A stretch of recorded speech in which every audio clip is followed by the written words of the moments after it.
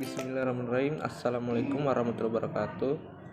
Perkenalkan, nama saya Muhammad Taswa, NIM 20920243. Ya, langsung saja. Yang soal pertama itu, apakah perbedaan proses melting dan melting? Melting adalah proses mengubah suatu zat dari bentuk padat menjadi cair. Ini umumnya dilakukan dengan memanaskan zat.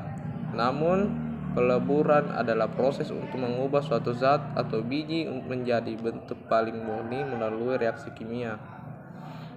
Proses yang melibatkan bahan kimia dan panas untuk melelehkan biji dan mengubahnya menjadi logam murni. Peleburan dilakukan untuk logam dasar seperti besi, tembaga, perak, dan emas. Melting adalah proses mengubah atau mengubah keadaan suatu zat dari bentuk padat menjadi cair. Ini adalah proses sederhana untuk memanaskan zat ke titik lelehnya, di mana zat tersebut mulai mencair.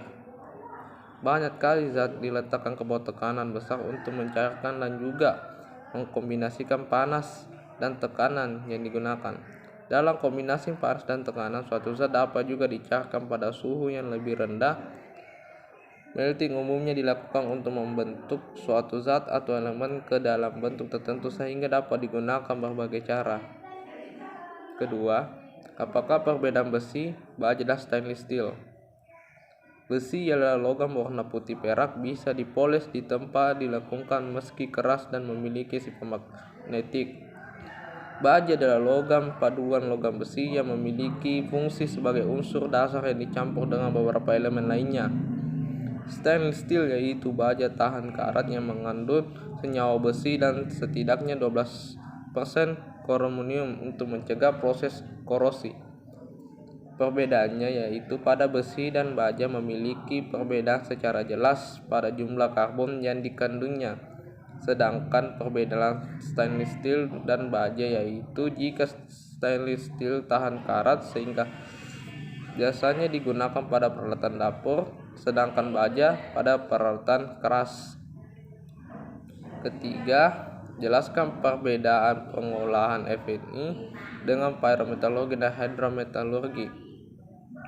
Pyrometalurgi merupakan sebuah proses pemisahan logam dari bijinya dengan cara pemanasan pada temperatur tinggi menggunakan energi panas. Sedangkan hidrometalurgi merupakan proses ekstraksi logam dengan menggunakan teknik pemberian reagen pelarut, larutan air, dan solvent yang dilakukan dengan temperatur relatif rendah. Hasil produk dengan proses pemisahan logam yang menggunakan energi panas, pyrometalurgi juga menghasilkan beberapa produk seperti nikel, matte, NPI, dan FNI. Pada rencana industri irilisasi nikel di Indonesia, proses ini bahkan akan menghasilkan aneka produk stainless steel. Untuk hidrometalurgi, proses ini melahirkan beberapa produk seperti MHP, Mixed Hydroxide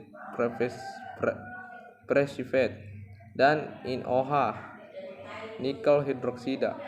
Sedangkan produk mutakhir yang dilahirkan dari proses ini dicampur logam berbasis nikel, pelapisan logam, dan baterai.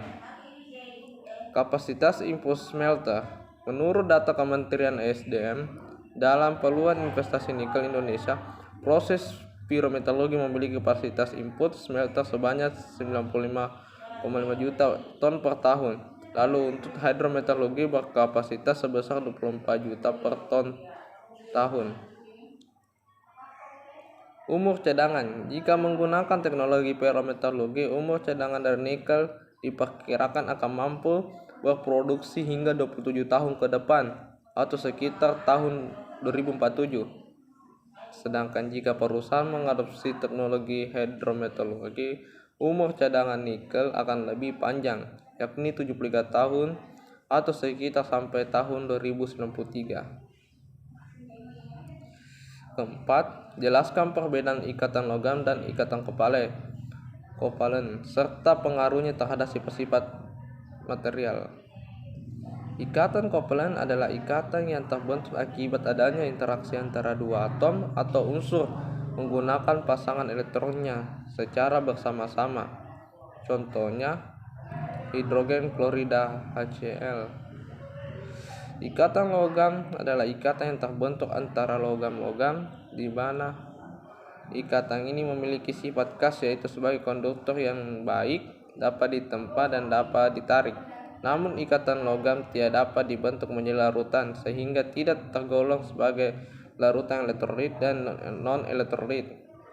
Jadi perbedaan ikatan logam dan ikatan kovalent yaitu pada jenis unsur pembentuk, proses pembentukan, dan sifat karakteristik senyawanya yang dihasilkan. Logam bersifat padat, temperatur dan tekanan standar, dan pengecualian unsur merkuri dan gallium yang keduanya berupa cairan. Sebagai pengingat sifat-sifat logam yang sebagai berikut. Pertama itu konduktivitas, tonal dan listrik tinggi. Kedua, berkilau dan memantulkan cahaya. Tiga, dapat ditempa. Dan terakhir itu memiliki variasi kekuatan mekanik. Kelima, jelaskan perbedaan deformasi plastik dan deformasi elastis. Deformasi yaitu perubahan bentuk yang terjadi pada suatu benda saat gaya atau beban itu bekerja, dan perubahan bentuk akan hilang ketika gaya atau beban ditiadakan.